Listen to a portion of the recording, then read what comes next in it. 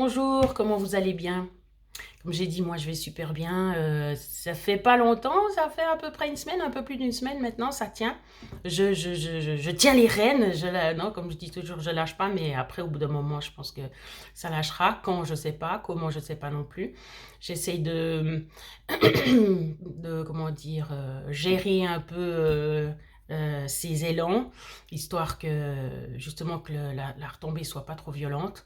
Donc, je mets en place tout ce que je vous transmets, comme par exemple les respirations, les chantonnements, les pauses ou la méditation. Ou le soir écouter des hertz, une certaine onde de hertz sur YouTube pour justement calmer le tout, pour que le subconscient se régénère. Alors, aujourd'hui, c'est quelques sports, je vais vous citer quelques sports qui peuvent vous aider à être plus calme, à être mieux, à vous sentir mieux dans votre peau, surtout pour les anxieux et puis les hyperactifs, parce que comme j'avais dit dans une autre vidéo, je pensais que pour les hyperactifs, c'était bien de les faire se dépenser, mais en fait, c'est le contraire, il faut les canaliser, et puis les canaliser, c'est-à-dire les calmer. Ça ne veut pas dire les avachir ou bien leur donner justement un médicament qui les casse complètement. C'est que simplement, et puis en plus, le médicament, c'est quelque chose d'extérieur, donc on va parler de quelque chose d'intérieur, qui est comme par exemple la méditation, hein, plus intérieur tu peux pas. Donc, mais sauf que le sport, bien sûr, c'est extérieur. Mais voilà, c'est aussi nécessaire dans la vie. De toute façon, il faut bouger, il faut faire bouger ce corps, il faut faire circuler tout ce qui doit circuler, que ce soit la lymphe ou le sang ou l'oxygène. Euh, et les énergies, le chi, non je rigole, ou le ki. Donc les sports pour les anxieux et puis les hyperactifs, par exemple, hein, bien sûr que tout le monde peut faire pratiquer ces sports, mais ces sports sont vraiment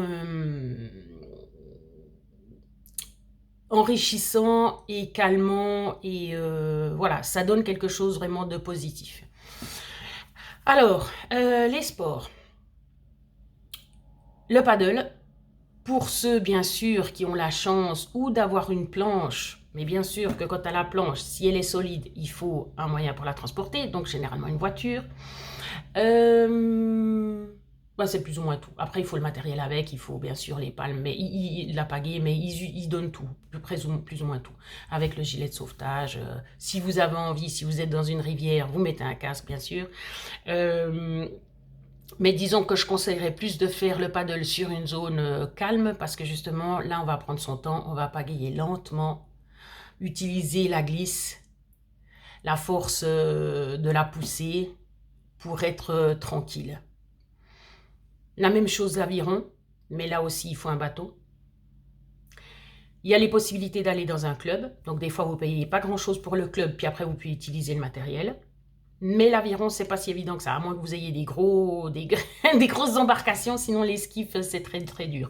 Ça veut pas dire que c'est pas possible. Bien sûr, il faut s'entraîner, il faut prendre des cours, etc. Mais c'est possible. Mais alors ça, la sensation, parce que là vous avez deux rames, c'est quand même différent du paddle. Parce que le paddle, là, vous ne pouvez pas pagayer toujours du même côté. À moins que le vent soit d'un côté, et puis que vous soyez toujours poussé du côté où vous voulez aller, ça va. Mais sinon, bien sûr, ça ne va pas. Il faut pagayer des deux côtés. Ce qui n'est pas un problème en soi, mais pour dire que l'aviron, c'est beaucoup plus cyclique.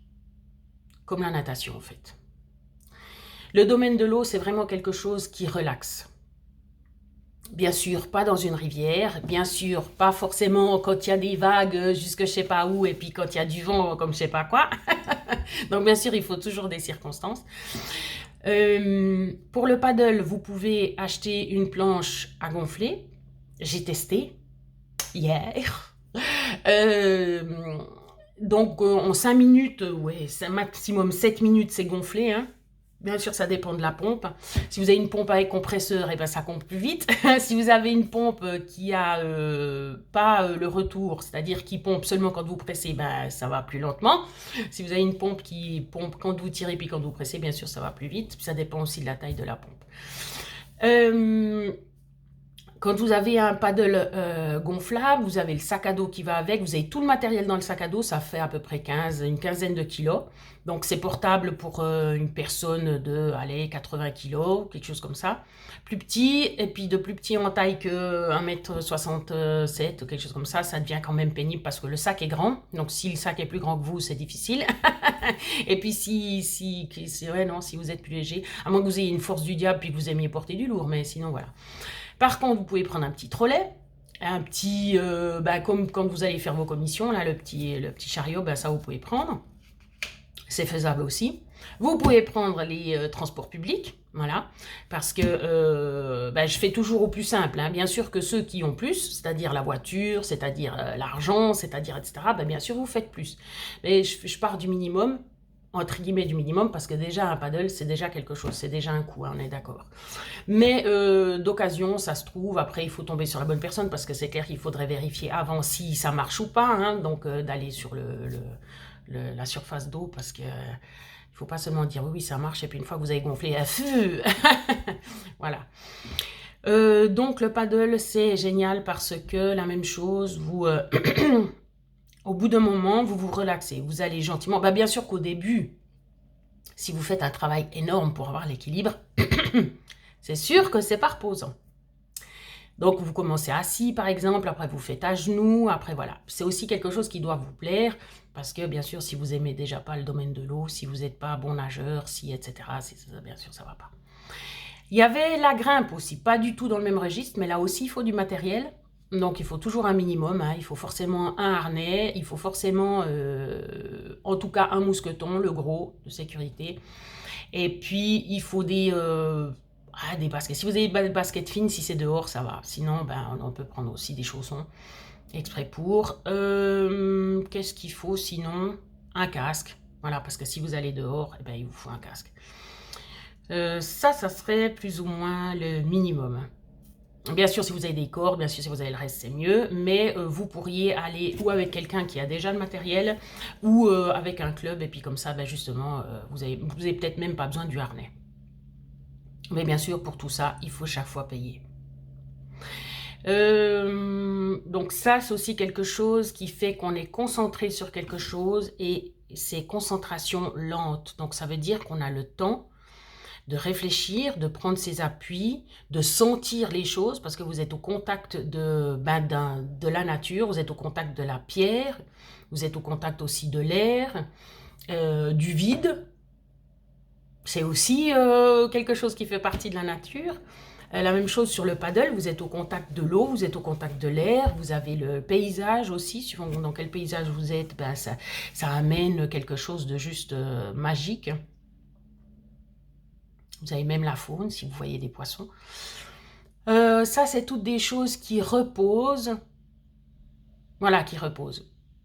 A contrario, par exemple, le full contact, qui est super génial, par exemple, pour frapper, pour se défouler, mais c'est quelque chose qui va plus booster. Donc, ça veut dire qu'il va favoriser l'hyperactivité parce que ça amène la dopamine, parce que ça amène plusieurs choses, et puis ça fait travailler le cerveau. Et puis, pour quelqu'un qui a le cerveau qui travaille déjà beaucoup, c'est pas ce qu'il y a de mieux. Ça veut pas dire que c'est pas bien, ça veut pas dire qu'on peut pas le faire, mais ça veut dire que déjà c'est pas tout le temps, si possible pas le soir, puis la plupart des cours c'est le soir, parce que si vous faites ça le soir, après vous dormez plus, hein, que ça soit le corps qui récupère ou bien qui est encore de l'adrénaline, ou la tête justement qui tourne, ça va pas. À moins que vous ayez trouvé une tactique, c'est-à-dire comme les respirations et la méditation, et que grâce à ça, vous arrivez à tout stopper. Alors ça, j'ai pas encore testé complètement, parce que c'est pas si évident que ça.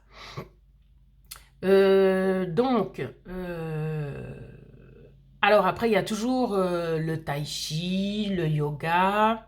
Donc ça, vous pouvez aussi prendre des cours, ou même suivre sur YouTube, et puis le faire tout seul. Donc à part un tapis, vous n'avez pas besoin de grand-chose, vous avez des habits souples, hein, même si vous faisiez tout nu chez vous, ça irait aussi. Hein. C'est juste que si on transpire, c'est pas forcément super pratique, mais voilà. Ça serait faisable, ça serait envisageable si vous n'avez pas de tenue. Par contre, il faut un smartphone si vous avez besoin d'un guide. Sinon, vous avez pris des cours et puis comme ça, vous connaissez les postures, puis vous pouvez les faire tout seul. Il n'y a pas de problème. C'est un peu comme le stretching. Le stretching, vous pouvez le faire tout seul, vous pouvez apprendre tout seul. Je ferai de nouveau une vidéo. Simplement étirer son corps.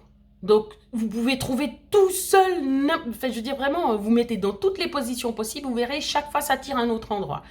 Donc, c'est juste votre imagination qui pourrait être le frein à l'exercice en fait, parce que il suffit de se mettre dans, comme j'ai dit, dans n'importe quelle situation, normalement, hein, voilà, ça tire ici, on s'en fiche de ce que c'est. Moi je sais que c'est les triceps, vous savez pas, ben on s'en fiche, enfin si vous savez pas évidemment, parce qu'il y a plein qui savent. Vous tirez la tête, ça fait le coup, après vous penchez en avant, ça tire un peu le dos, après vous mettez les jambes derrière la tête, voilà, bref. Donc il y a vraiment aussi de quoi faire tout seul.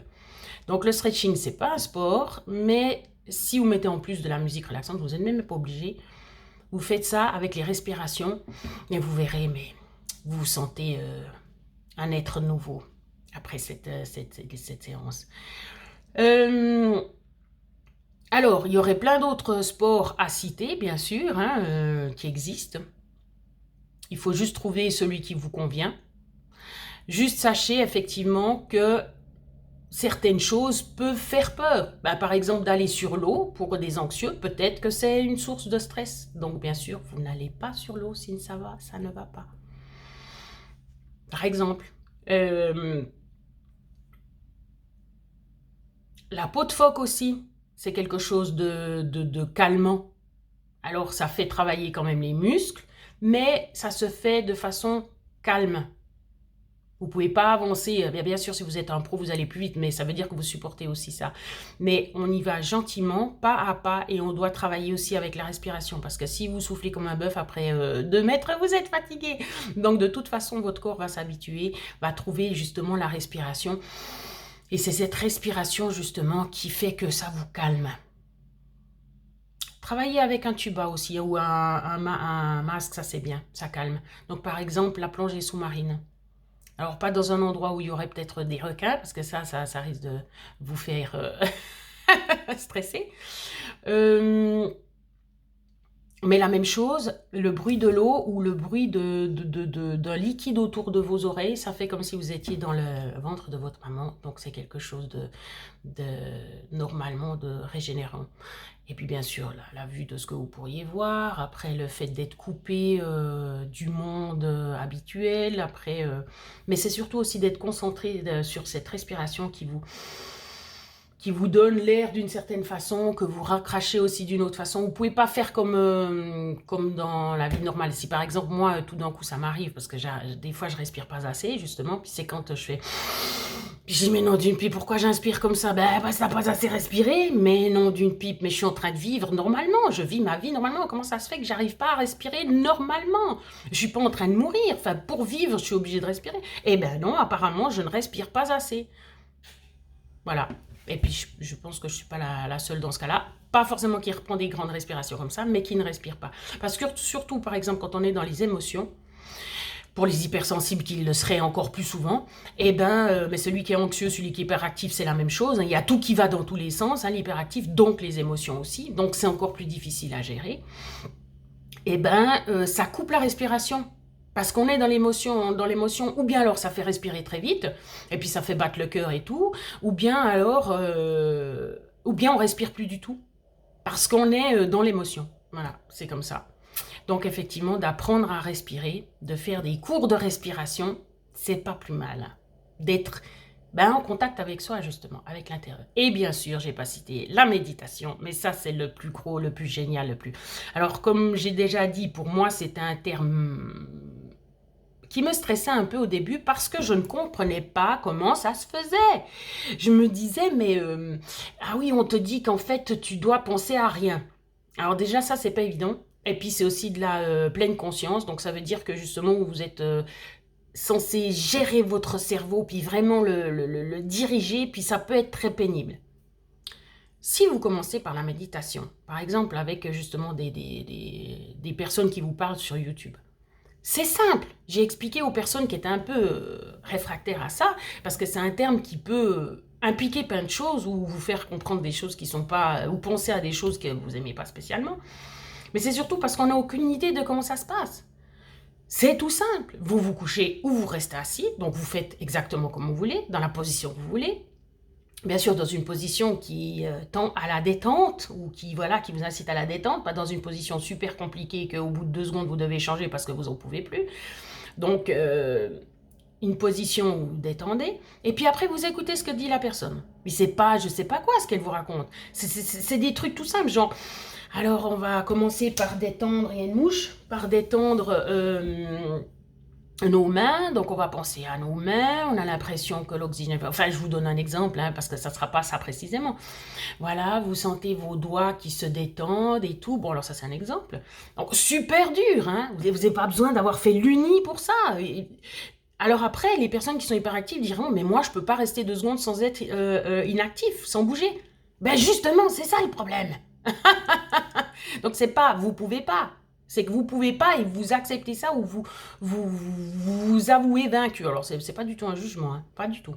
Mais par cette technique-là, vous verrez que ça vous entraîne. Puis après, quand vous verrez que c'est tellement génial, que c'est aussi bon que quand vous vous laissez aller à votre penchant qui est l'hyperactivité, parce que c'est quand même quelque chose qui vous nourrit, l'hyperactivité. C'est une façon d'être depuis longtemps peut-être, enfin ça dépend pour qui.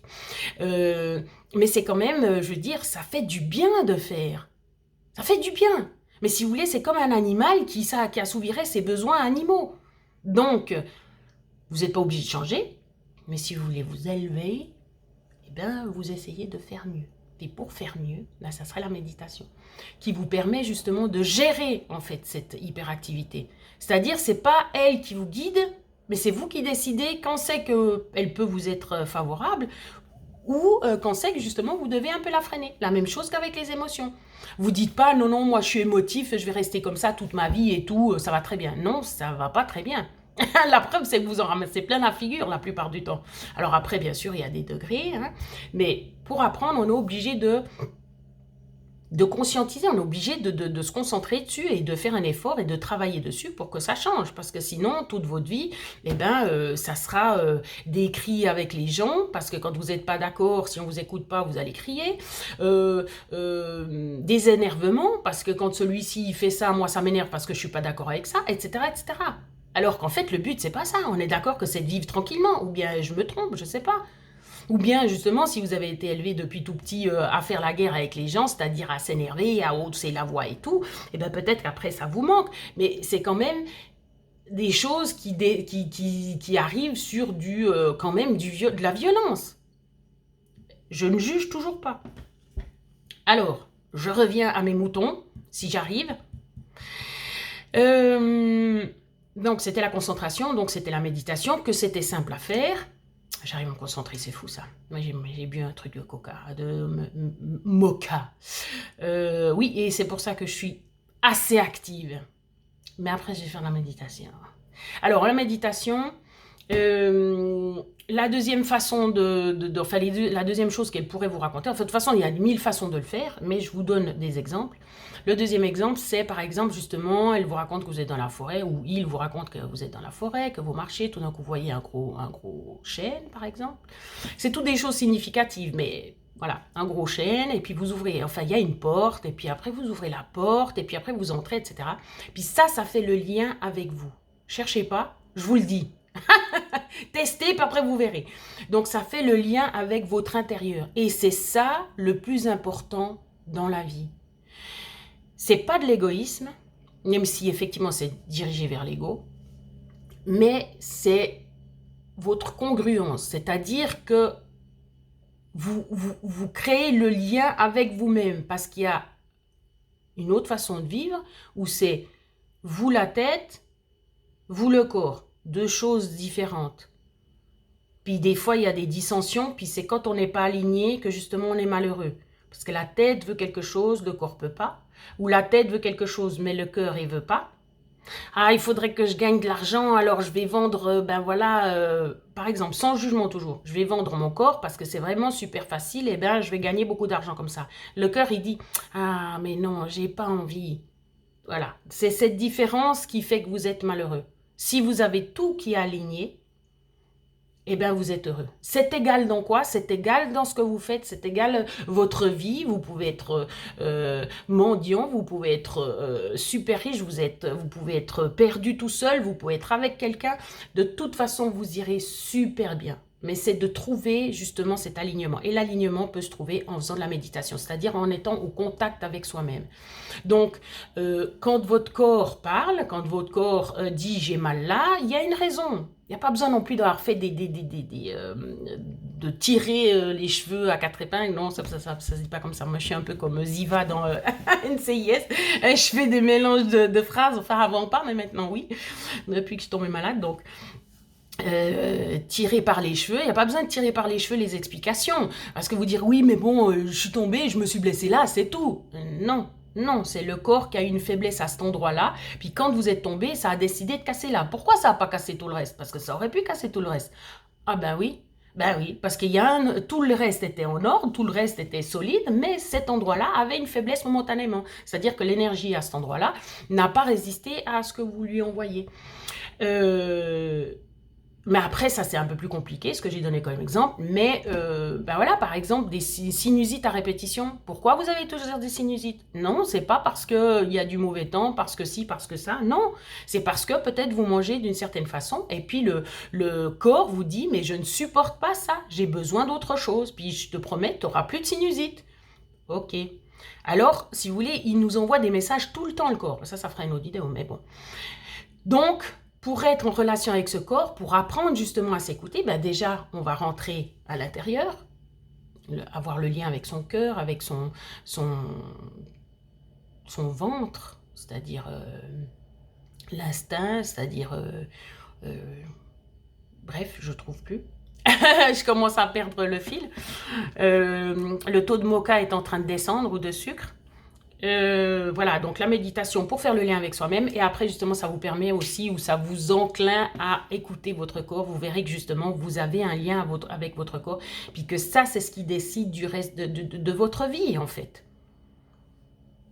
Par exemple, quelqu'un qui est souvent dans les émotions, elle va être touchée par ce que disent les autres, et ça serait une personne qui aura souvent mal au ventre, qui va peut-être faire un cancer des intestins. C'est toutes des suppositions, hein. Il ne faut pas dire ah, elle a dit ça et puis je sais pas quoi. Non, non, non, non, c'est un exemple. Elle peut très bien ne pas avoir de cancer ou bien pas avoir de problème au ventre.